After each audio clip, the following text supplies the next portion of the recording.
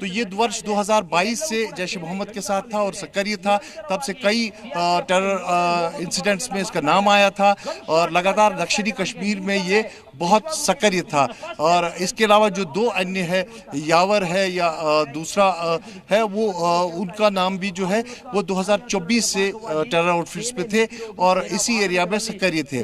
तीनों बताया जा रहा है कि इसी इलाके के हैं, लेकिन अभी आधिकारिक तौर पर उनकी जो है आइडेंटिफिकेशन रिवील नहीं की गई है, क्योंकि अभी फैमिली का इंतजार किया जा रहा है। जब तक पुष्टि नहीं होगी तब तक फोर्सेस जो है उनकी आइडेंटिटी रिवील नहीं करेंगे। लेकिन जो इनपुट है वो इन्हीं तीनों के बारे में है। ये ऑपरेशन जो है करीबन 6 घंटे फायर फाइट चली। इसमें हैवी फायरिंग हमने देखी होते हुए, ग्रेनेड्स एक तरफ से दागे गए मिलिटेंट्स के द्वारा और दूसरी तरफ जो है सिक्योरिटी फोर्सेस ने एक सक्सेसफुल ऑपरेशन को कंक्लूड किया, जिसमें मैं आपको बता दूं उन्होंने 3 जैश ए मोहम्मद के टेररिस्ट को मार गिराया गया है। और कहीं ना कहीं जिस तरह से पुलिस ने पहलगाम हमले के बाद 114 एक्टिव मिलिटेंट्स की एक लिस्ट जारी की थी जो स्थानीय है और उनके खिलाफ कार्रवाई तेज हो रही है। ये 6 जो मारे गए हैं पिछले 48 घंटे में, ये भी उस लिस्ट में शामिल थे। तो इससे साफ ये जैसा राजनाथ सिंह ने आज संदेश भी यहाँ से दिया कि जो टेररिज्म है उसके खिलाफ कड़ी एक्शन जो है, यानी जितनी तेजी से ऑपरेशन क्लीन घाटी में चल रहा है, 48 घंटे के भीतर 6 आतंकियों का खात्मा, यानी कि जो बाकी बचे 8 आतंकी हैं उनकी भी जल्द ढेर होने की खबर आ सकती है।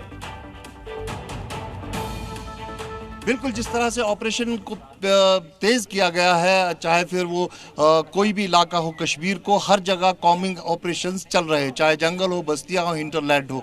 लगातार पिछले सीज़फायर जब से हुआ है कॉम्बिंग ऑपरेशन कश्मीर घाटी में देखने को मिल रहा है और जहां पर भी एक्यूरेट इनपुट मिलता है वहां रेनफोर्समेंट बुलाकर कोऑर्डिनेट सर्च लॉन्च किया जाता है और उनको फिर पिन पॉइंट करके उनको मार गिराया जाता है, जैसा कि त्राल में हुआ। त्राल में कल एक ह्यूमन इंट के आधार पर जम्मू कश्मीर पुलिस ने यहाँ पर ऑपरेशन लॉन्च किया और उनके साथ सेना थी और सीआरपीएफ थी और 6 घंटों तक लगातार यहाँ गोलीबारी चलती रही, एक्सचेंज ऑफ फायर होता रहा और उस आखिरकार सुरक्षा बलों ने उन्हें मार गिराया। और यहाँ पर मैं आपको बता दूं टेक्नोलॉजी का इस्तेमाल किया गया, ड्रोन यहाँ पे यूएवीज इस्तेमाल किए गए ताकि टारगेट को पिन पॉइंट किया गया। क्योंकि बिल्कुल अत्याधुनिक तकनीक का इस्तेमाल किया गया। ऐसी तस्वीरें बहुत ही रेयर देखने को मिलती है जिसमें आतंकी छिपा हुआ नजर आता है और वो हम दर्शकों को दिखा रहे हैं, एक्सक्लूसिव तस्वीर। खालिद जरा बताइएगा, ये जो ड्रोन कैमरे से तस्वीर कैद हुई है इस आतंकी की, ये छिपा कहां है? कोई घर है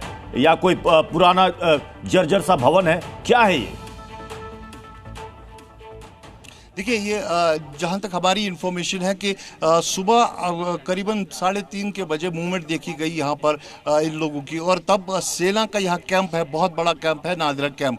उन्होंने जब मूवमेंट को चेक किया तो उसके बाद इतने जो ह्यूमन इंट भी मिली कि यहाँ पर मूवमेंट है, तो एकदम से इसको कॉर्डन किया। ये लोग भागते हुए एक घर में घुस गए और उसी घर में उनको कॉर्डन किया गया। और इस वक्त जो ये फुटेज हम दिखा रहे हैं वो एक सामने काउ शेड है, जिसमें शेड के नीचे ये एक लकड़ी के ढेरी के आगे छुपा हुआ है। इसी तरह से इसको पूरा कॉर्डन किया गया और ड्रोन कैमरा के जरिए जो टारगेट है उसको फिक्स किया गया और उसके बाद उसको अटैक किया गया। ये इसलिए किया गया क्योंकि आगे पीछे कोलेटरल डैमेज ना हो, सिविलियन जो रहते हैं उनको कोई वो उनमें से कोई हताहत ना हो या किसी का मकान ध्वस्त ना हो, उसका वो एसओपी रहती है किसी भी ऑपरेशन को करने से पहले कि सिविलियन इसमें हर्ट ना हो। तो वही पहले इवैक्यूएशन हुआ, यहाँ पे सिविलियंस को निकाला गया, आगे पीछे जितने भी घर है वो खाली किए गए, उसके बाद पिन पॉइंट टारगेट पे एक्शन किया गया और वो एक्शन सक्सेसफुल हुआ।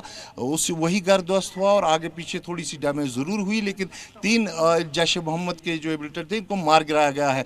ये बहुत बड़ी सक्सेस है जम्मू कश्मीर पुलिस, सेना और सीआरपीएफ के लिए, जो लगातार एंटी टेरर ऑपरेशन कश्मीर में चला रहे हैं। खालिद, ये तीनों रहने वाले कहाँ के थे? ये पुलवामा के थे, कहाँ के थे रहने वाले? देखिए, जो 3 हम नाम बता रहे हैं वो अगर वही इसमें है, उनकी निशानदेही फैमिली भी करती है, तो ये तीनों पुलवामा के त्राल ज़िले के ही, यानी जहां पर एनकाउंटर हुआ है यहीं पे आगे पीछे जो गांव है वो यहीं के रहने वाले हैं और तीनों स्थानीय हैं।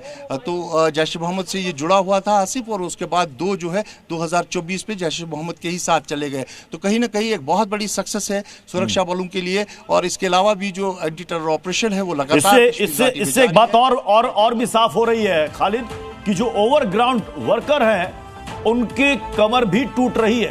तभी जाकर ये आतंकी पकड़े जा रहे हैं कि अब इनकी मदद को कोई नहीं आ रहा है। देखिए, जो एंटी टेरर ऑपरेशन यहाँ पर चलाया जा रहा है वो केवल एक्टिव मिलिटेंट के खिलाफ नहीं है, बल्कि ओवरग्राउंड वर्कर, मिलिटेंट सपोर्टर, उनके खिलाफ भी। हमने देखा कि 2-4 दिन पहले दक्षिणी कश्मीर के सभी जिलों में 20 जगह छापामारी हुई। स्टेट इन्वेस्टिगेशन एजेंसी ने वो छापामारी की थी और वो ओवरग्राउंड वर्कर्स के खिलाफ थी वो छापामारी। उसमें कई इलेक्ट्रॉनिक गैजेट्स, कई मोबाइल फोन्स जो है रिकवर किए गए थे, उनको भी टटोला गया। उनसे भी काफ़ी सबूत सुरक्षा बलों को मिले होंगे। इसके अलावा श्रीनगर में अगर हम बात करें तो 15 से 17 घरों को इसी तरह से जो OGW लिस्टेड थे उनके घर भी छापामारी हुई।